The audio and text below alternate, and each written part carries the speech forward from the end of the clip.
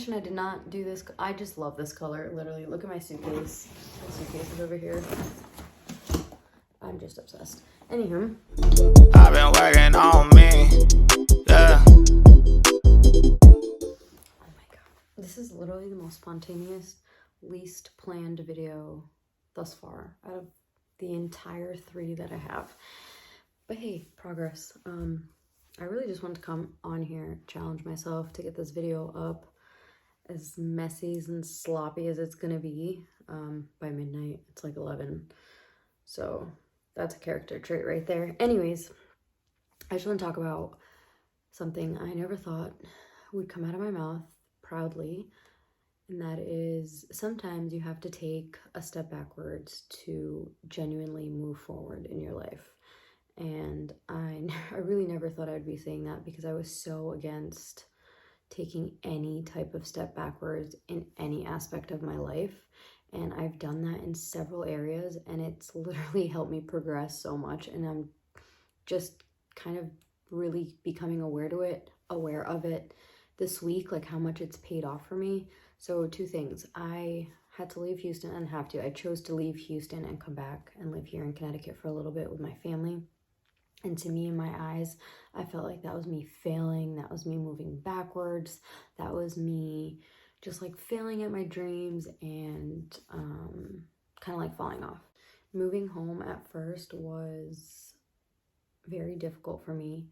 I was very ashamed and not proud of myself for the situation that I had put myself in.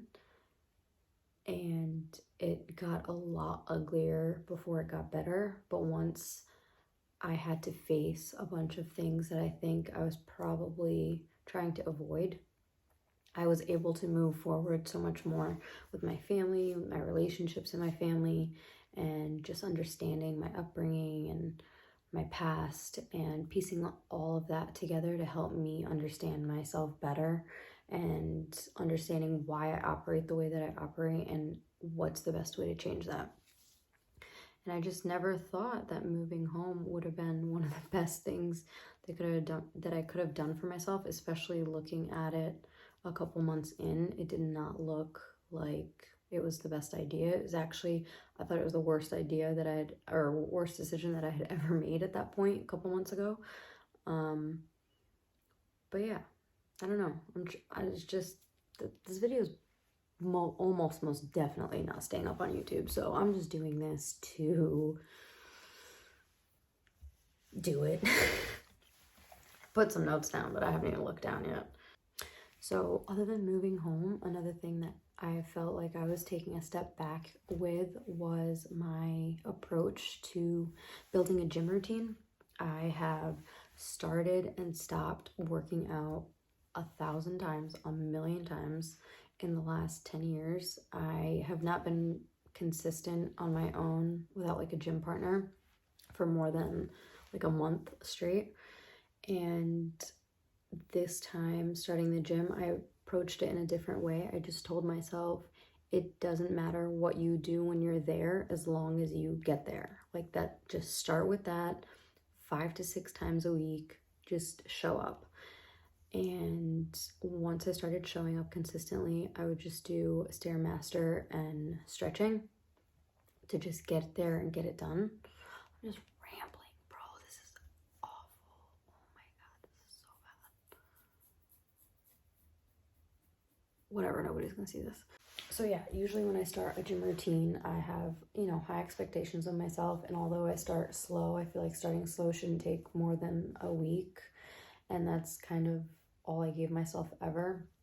And I would jump into lifting and doing harder exercises, which kind of burnt me out too fast, too soon. Like I got burnt out before I could even create the habit. And this time around, I decided to stop going with like all these results in mind. Obviously, I have body goals and things I want to do in the gym, but my only goal this time around was to show up 5 to 6 times a week, no matter what. And I'm on my 8th week showing up, no gym partner, nobody to keep me accountable, just me, myself, and I. In this weather out here in Connecticut, it's absurd. thank God, actually, they're having a warmer winter than normal. It's been high 30s, low 40s, which is a blessing in the winter. But anyways, I've just been forcing myself to show up, and whatever I do there is what gets done, and I'm still showing up. I think we're just so programmed to only celebrate what we can see, and we don't realize how much progress we're making, even though there might not be any results. And the less you give yourself credit for in those early stages, the harder your journey is going to be. The more you can just give yourself credit for doing the small things that are going to lead to bigger things, the faster you can get to the bigger things. So stop looking at the small picture right in front of you. Stop looking at the results that you have right there in front of you. Stop looking at the next month or two. Look at the really big picture and understand that to get to the top of the mountain, you have to start at the bottom. You have to eat that first rock, that first stone, that first hill, and then there's going to be a lot more to come. But you can't look at the entire mountain after you've climbed 3-4 miles and be like, well, I haven't done anything. Like, I still have so much more to go. But you've already done so much, and if you give yourself credit, you can be proud of yourself to help you move forward more. That's all. Great video. I know. Just leave me a comment and tell me how wonderful and thought out this video was. Goodbye.